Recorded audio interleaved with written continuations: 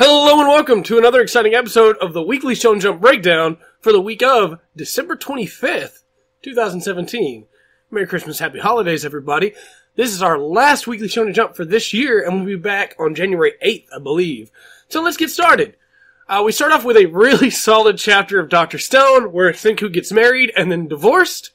Ruri looks super happy. It was really good. The reveal last issue of Senku was going to have to marry Ruri, I immediately was like, oh no, what kind of problems is this going to make? And, Senku immediately just cuts that off. Just, nope, not happening. Fine, I'll marry her. Then I'm divorcing her. Taking the alcohol, going to make the panacea, going to make the actual medicine they need. They make carbonated water, and Gen Asagiri finally gets his drink, his cola, his Senku cola. It was really good. I also thought the surprise of Gen finding them in the lab with it having had a small explosion in there was really... I gotta sneeze. I'm sorry. I really gotta sneeze. I'm reeling it back in, guys. I'm trying. Finding them after that small explosion was pretty cool, too, in my opinion. Because it shows that even with as well as things are going for Senku, he can still make mistakes. And I don't want to read too much into it, but I worry that might be foreshadowing that Senku's going to make another big mistake in the future. But for now, anyway, everything's going great. Looks like the chapter ends with him giving the medicine to Ruri. And most of this chapter is the actual explanation of how the medicine's made, which they kind of had to do, because if they didn't, then people would be asking how they skipped all these extra steps after we've worked so hard to get to this point with all the explanations so far. So this was a really fun chapter, in my opinion. I really liked it. Got to see some great character interactions. Senku and Chrome making the medicine. Got to see everyone's favorite old man and Gen. Got to see Kohaku telling her sister it's going to be okay. And of course we got that amazing face from Ruri when she realizes that she's been divorced. Really, really solid chapter. Looking forward to the next one. As always, Dr. Stone, still not disappointing. Looking forward to Chieftain Senku, now that he's allowed in the village and he's able to work and got everybody under his control, basically. Although I'm curious if it will become Chieftain Chrome, if they go ahead and have Chrome marry Ruri, or just have that as a romance on the side as the series continues. But I guess we'll find out. Short review for Dr. Stone this week, but I'm going to try and make these reviews a little bit shorter this week, because I just don't have a lot of time. Got to get everything edited around Christmas and everything, but I really enjoyed this chapter, and I don't want it to feel like I am lessening the chapter by not talking as much about it, because we do still have a lot of ground to cover.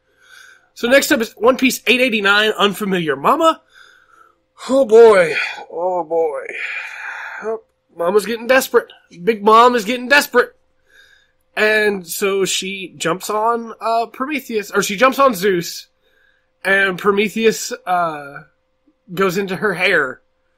And then Napoleon becomes a wicked curved sword with a notch in it, and she jumps onto the Thousand Sunny. Oh boy, and Jinbei's like, hey, you guys all get back. I'm gonna take this on. Get ready to abandon ship. Oh, this is bad. This is really, really bad. They need to get there quick with a cake. They need to get there quick with a cake. Because I'm really afraid for Jinbei right now. Carrot is out of the fight now because she wore herself out with Moon Lion. There were some really good moments with her and Daifuku as he was trying to stop her and was cutting up more of his own ships.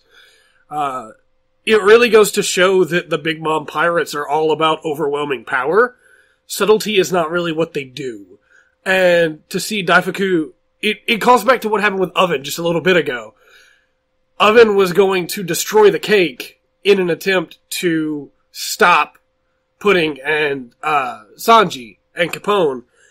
And here we see Daifuku breaking his own ships in an attempt to stop the Straw Hats from getting away. Or specifically just one, which is Carrot. You get some really fun moments of Chopper calling Carrot his honorary little sister, Brook going out to take out a single ship, but even that one ship was enough because Carrot was about to collapse, and so she catches on to him, and he takes her back to the ship. We get to see Capone eat some of the cake after he has an argument with Sanji. And obviously Sanji doesn't want to poison the cake. We learned a long time ago Sanji and poisoned food don't mix. And to see Sanji fighting with Capone and then give Capone some of the cake and Capone fall and all of the fire truck pirates being like, what did you do to him? While holding up a gun. It was great. It was amazing. Really, really solid chapter. That ending, man. Oh, I'm looking forward to how this turns out for sure. That's such a great ending. And Luffy's nowhere around. He's still busy with Katakuri. So, yeah.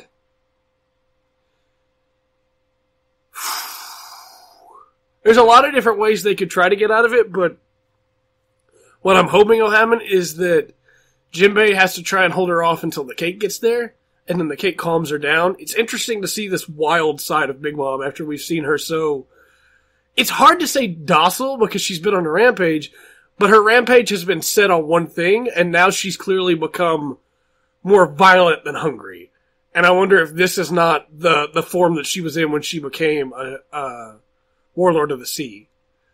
Or Emperor of the Sea, not a Warlord. She's not a Shichibukai. That was Jinbei. Haha.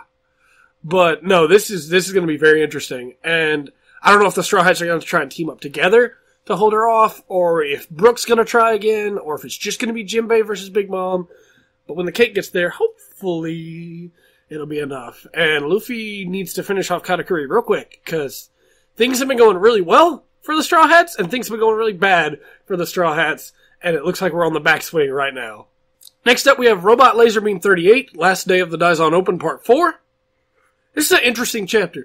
We get to look back into Robo's character that I wish we had seen more of this flashback before. Also, this falls into what I was talking about before, about how if we'd been given just a little bit more time to spend with Robo before the time skip, we would have seen some of these problems that he's facing. I understand why they did it the way that they did it, and I don't think this is bad by any stretch of the imagination. It just feels a little weird to come off of, you know, Robo's having a hard time because he's viewing Dorian as his friend, straight to Robo's gonna use his secret ability now.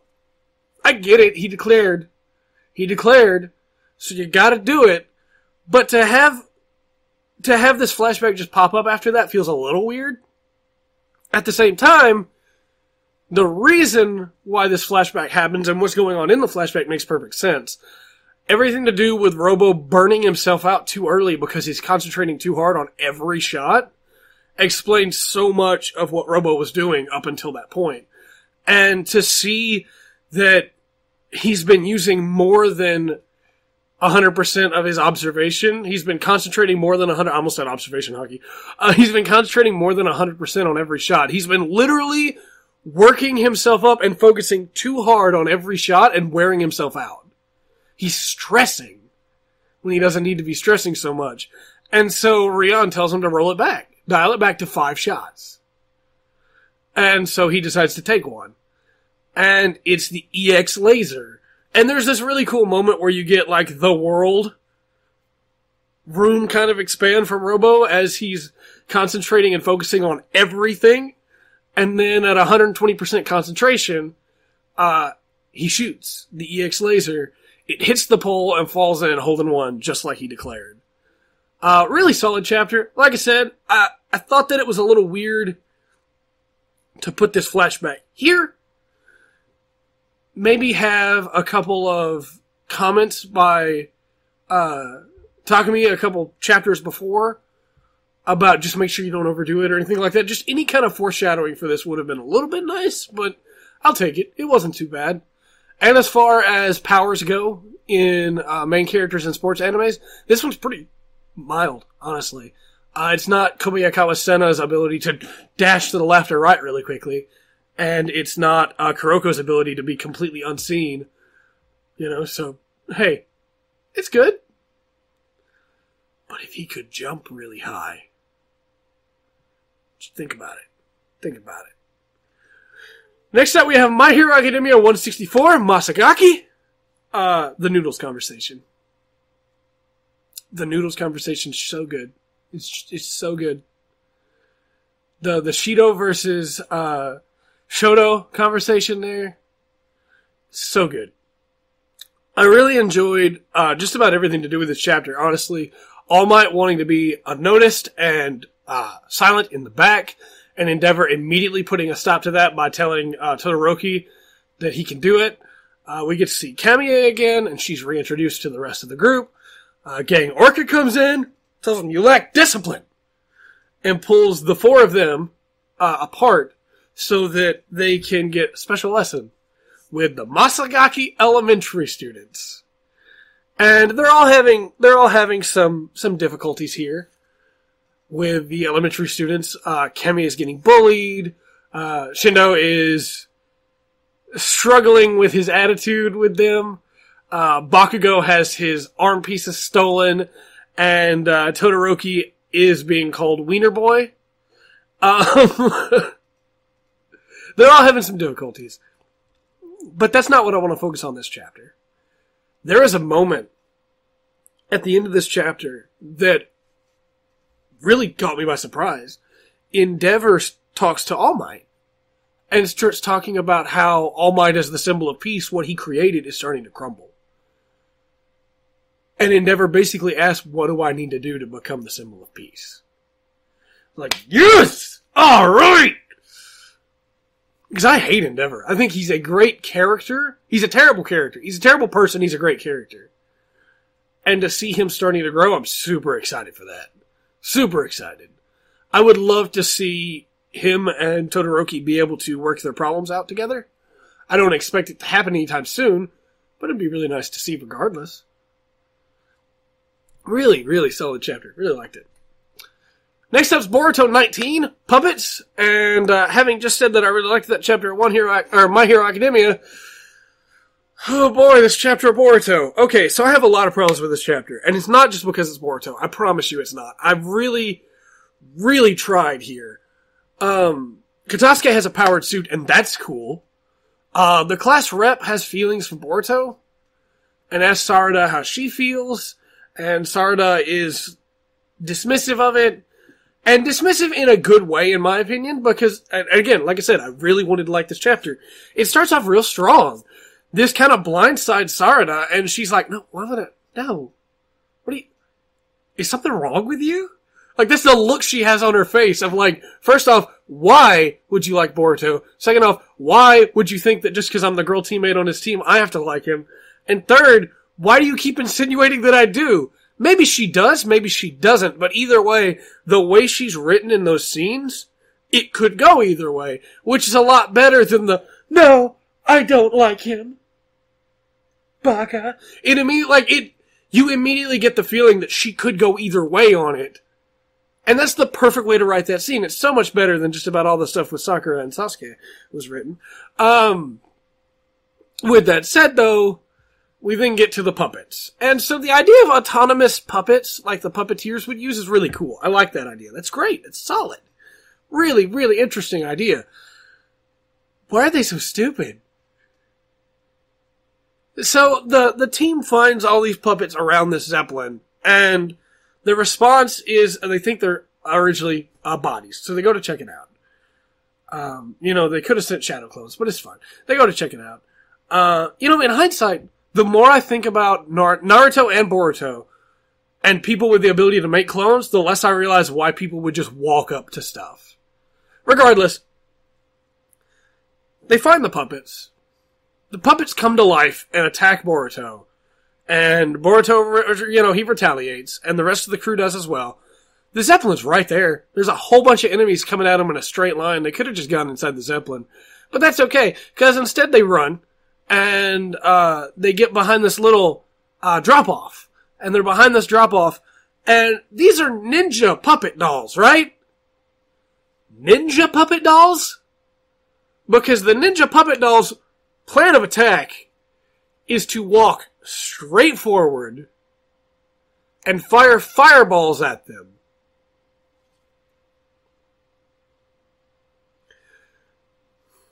At no point do any of these puppet dolls run to the sides to try and pincer them.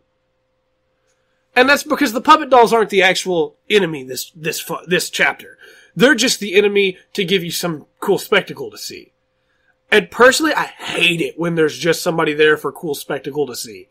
Give the characters an actual challenge or don't fight them at all. Just let them find the puppets down there and be curious what's going on. Because what I then go from is that this is what happened. These puppets that are so stupid that they continue to fire their fireballs until they overheat and collapse, somehow hurt Konohamaru's teammate and made Konohamaru leave.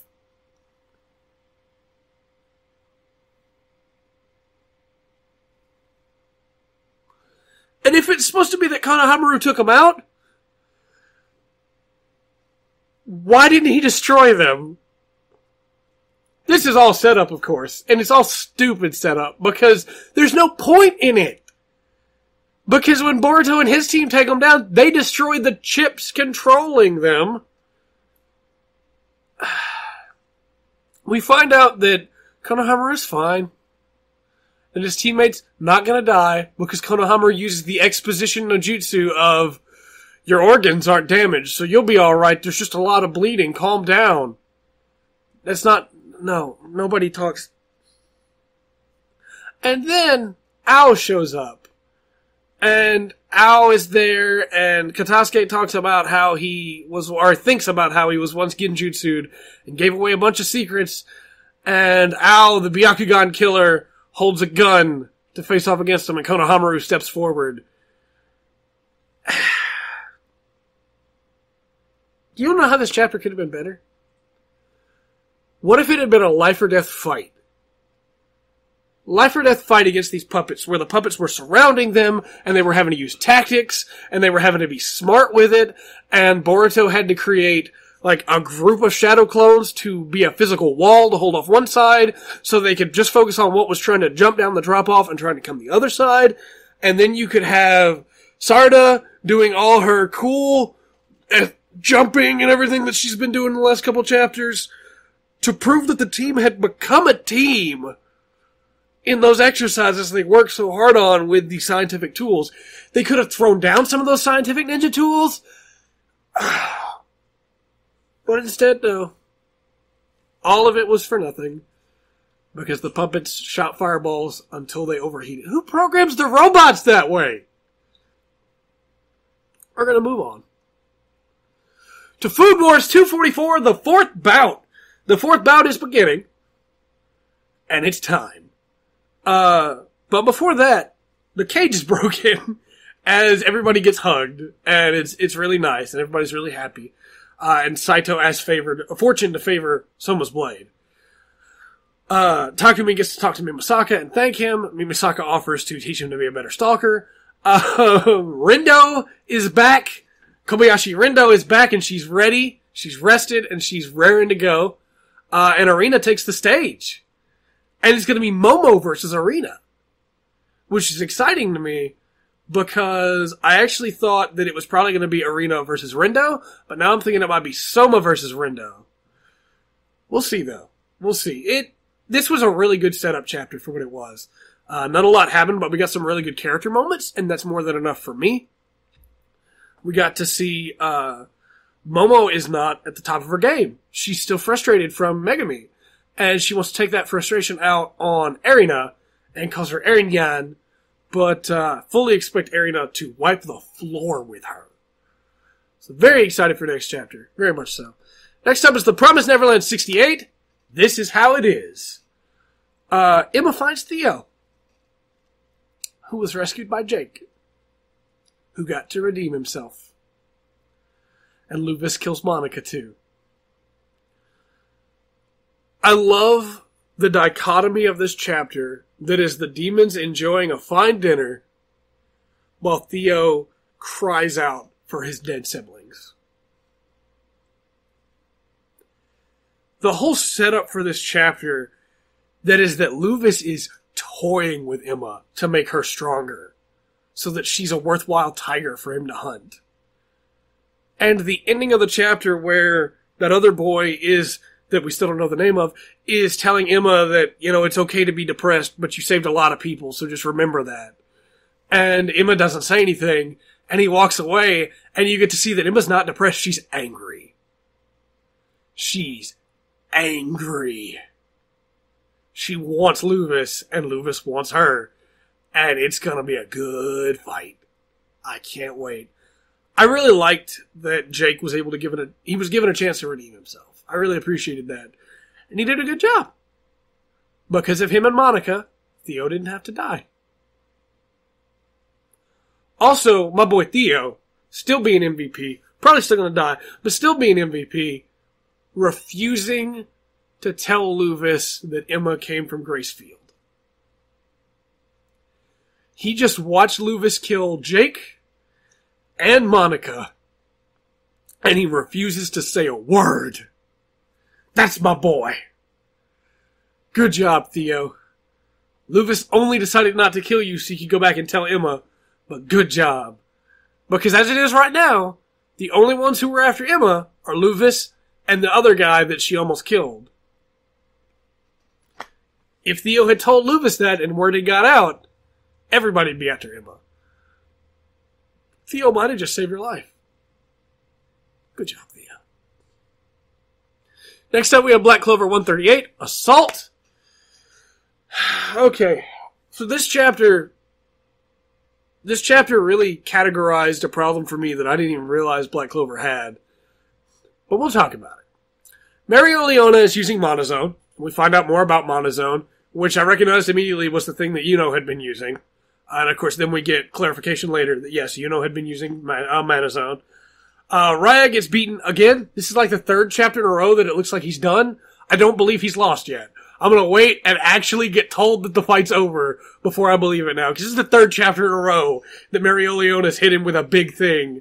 And then you haven't seen that fight for the rest of the chapter.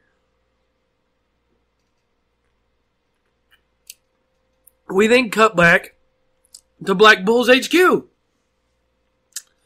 guys remember Ghosh? Ghosh or Gosh or however you want to say it. And Gray? Those were characters in this manga. They're still around, and they're finally getting some screen time again. And none of them want to be around each other. And it was a cool mechanic to see the three of them hanging out there. I liked their dynamic quite a bit. Cool mechanic, fun dynamic. Come on, Trey, get your words right.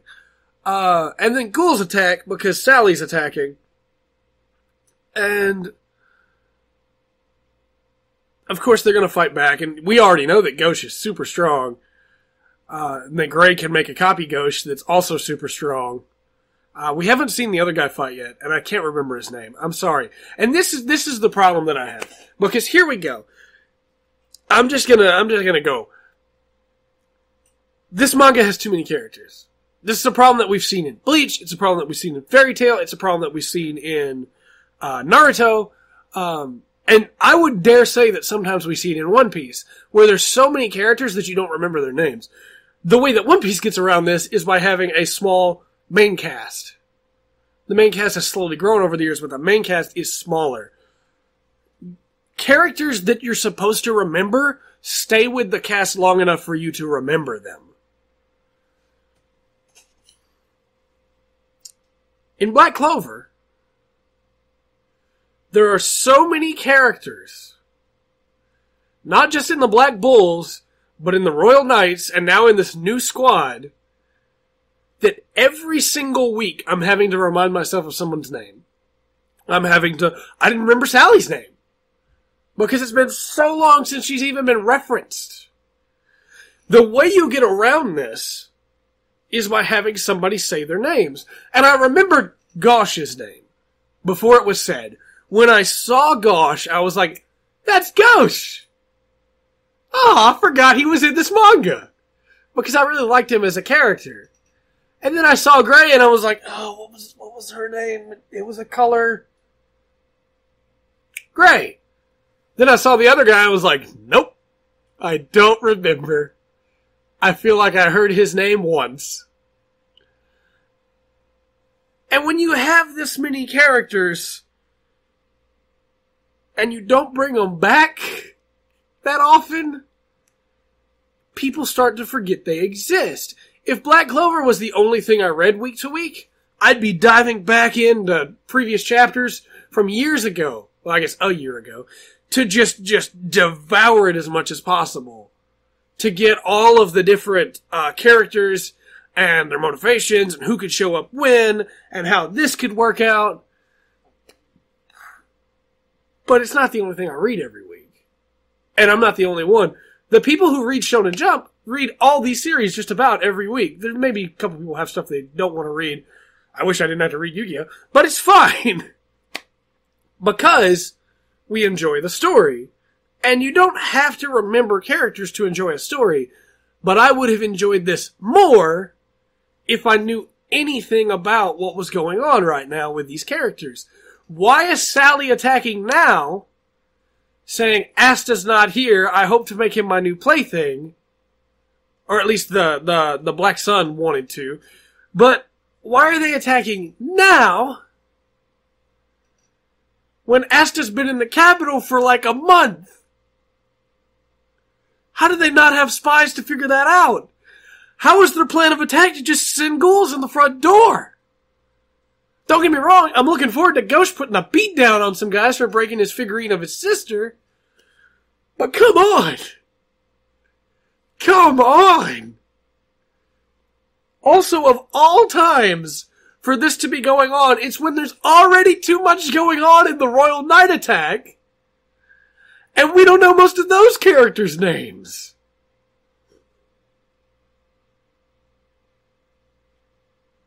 I don't know. I really want to like Black Clover. So often Black Clover does something I'm just like, yes! Yeah!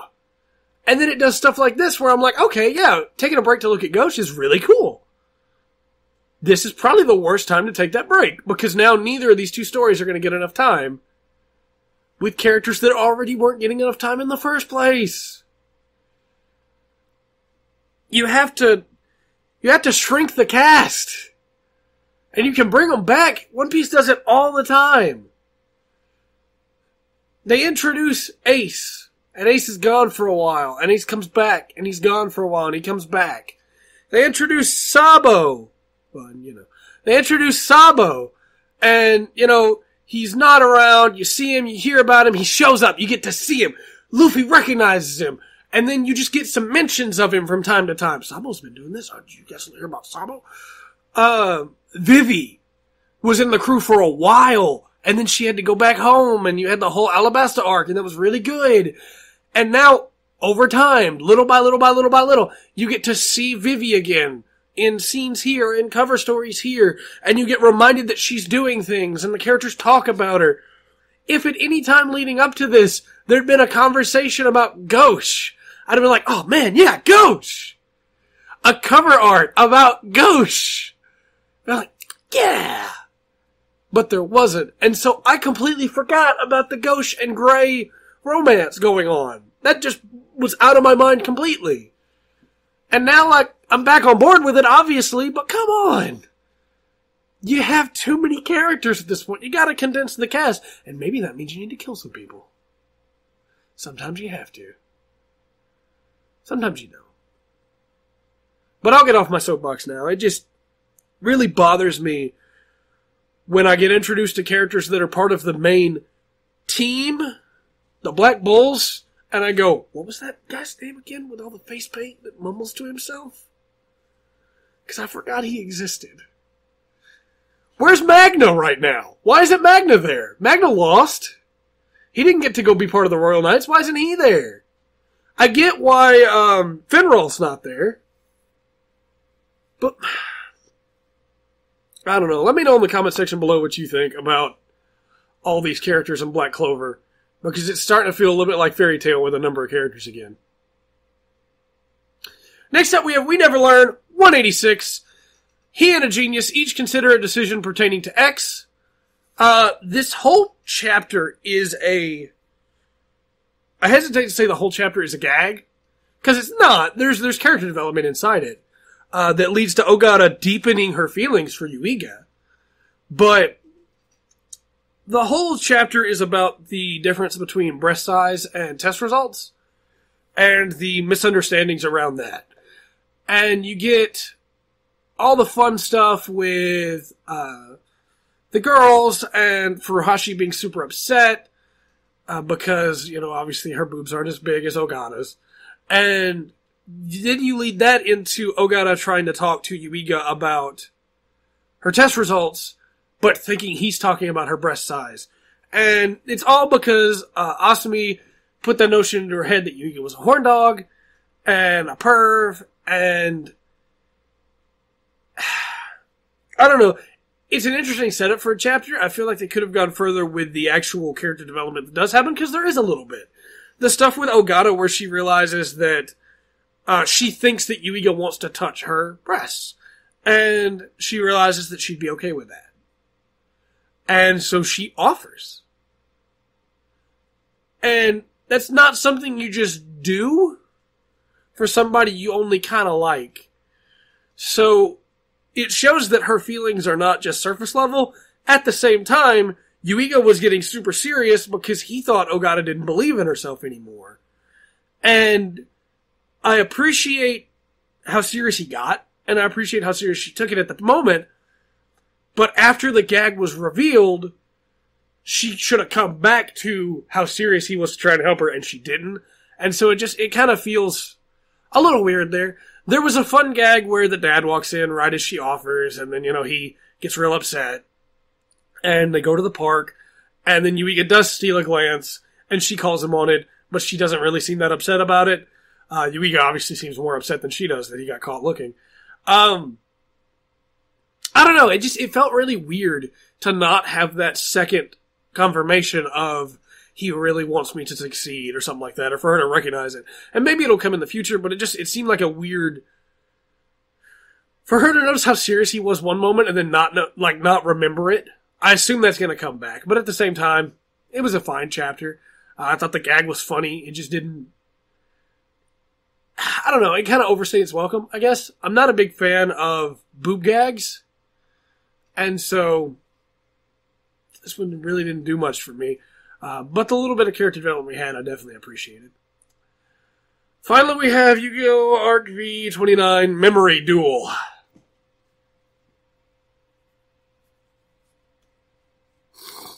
We have Boruto. We have Black Clover. Now we have Yu-Gi-Oh! And this is definitely, in my opinion, the worst chapter of the week. You have Yuzu asking about her future husband, knowing that Yuya has come from the future, which is a terrible idea. Don't ever ask. And he basically tells her it's him. She knocks him into the water. She dives into the water to save him. He touches her boobs while he's flailing. Sora shows up, reveals he's immortal, challenges Yuya to a duel. There's action cards in the water. And this is not the first time Yuya uses action cards. There's 5 of them in the water. They immediately start summoning monsters to get the action cards. And we find out that while going for action cards, your life points can still take a hit. So my question is, why wouldn't everybody just immediately attack the other person with everything they have while they're going for action cards? Which I guess is technically what Sora does here. He summons Fright Fur Sad Marine, which I'm torn between either being a great name or a terrible name. I'm leaning on great right now, though. I actually think, though, that this action card system is terrible. Because what happens next is that Yuya takes a ton of damage. And they've only collected like 3 of these action cards. They haven't even started the duel proper yet. And people are able to just play cards whenever they want. Also, Yuzu gets hit by a bubble, and it knocks her out. And Sora reveals them to be connected to memories of people who died, that Adam and Eve somehow collected. How did they build a machine? Okay, look. How did they build a machine that collects the memories of people who died unfulfilled? How did they have the tech to build that and weren't able to get Adam out of the time stream? Oh, it gets better, though, because Sora reveals that not only does he have his sister's memories close to hand, but he'll show them to Yuya, his deepest, darkest secret. and reveals that he's watched his sister die over and over and over again. Reveals that by working for God, he will be able to be given time immemorial, time never ending, to spend in those last moments of his sister's life.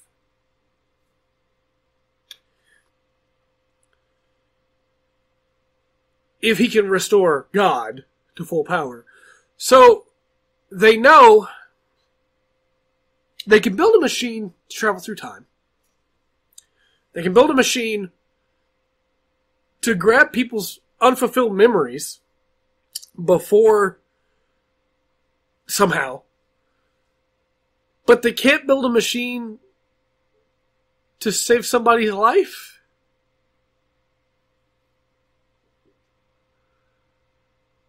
At no point did Sora go, hey, hold on, you guys have all this crazy technology from the future. Can we just save my sister, go back in time and heal her with future tech? And he talks about how no matter how many times he's relived it, he couldn't save her. Well, don't relive it. Use a time machine. Take her to the future and heal her. Like, he reveals, I'm getting a headache. Oh my gosh. He reveals that he erased some of his memories so that he could sneak in to be a part of the team so that they wouldn't know that he was working for this organization. But why did he need to? Why did he need to? He clearly has a goal that he's dedicated enough to that there would have been no point to...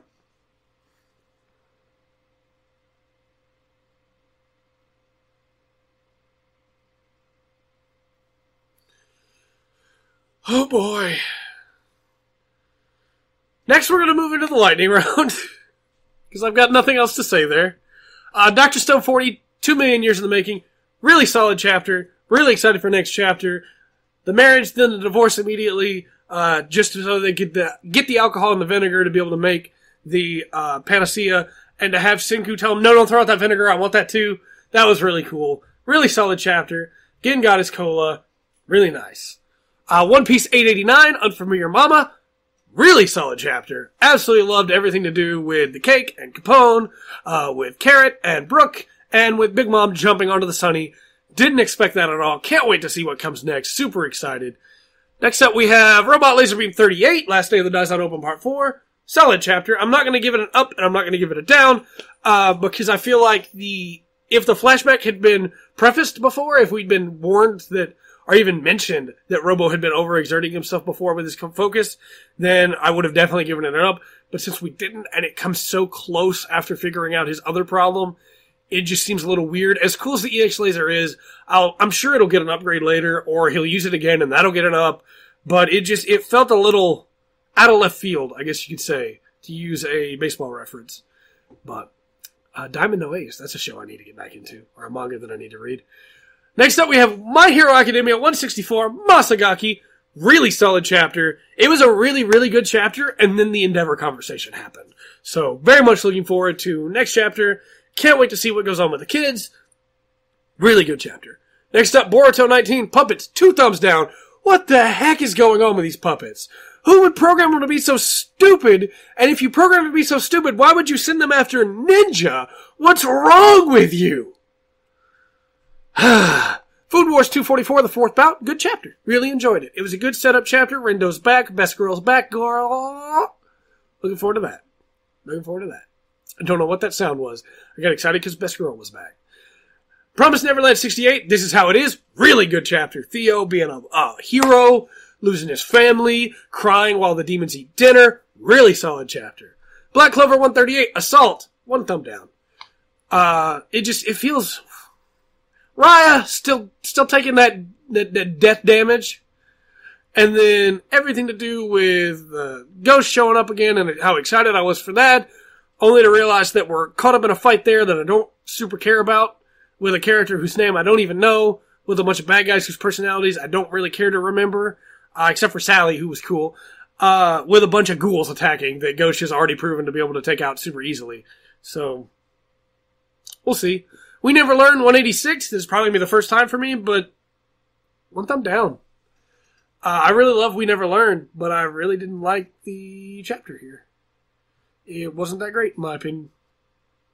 The character development kind of took a back seat to the gag, and the gag just didn't do it for me. And that's the way gag manga is, but normally the gags get me, so I don't know. Yu-Gi-Oh! Arc V29 Memory Duel, 2 thumbs down. Absolutely 2 thumbs down. Everything to do with Sora not asking for his sister to be saved, with him wanting to spend the rest of eternity reliving the final moments of his sister. It just, man, pick a better time, man. Come on, go back to like 3 years prior when she might have been more active. Healer! I've been Trey. This has been The Full Spectrum. We'll be back 2 weeks from now with another exciting episode of the Weekly Shonen Jump Breakdown. And remember to always enjoy the full spectrum that Jump has to offer.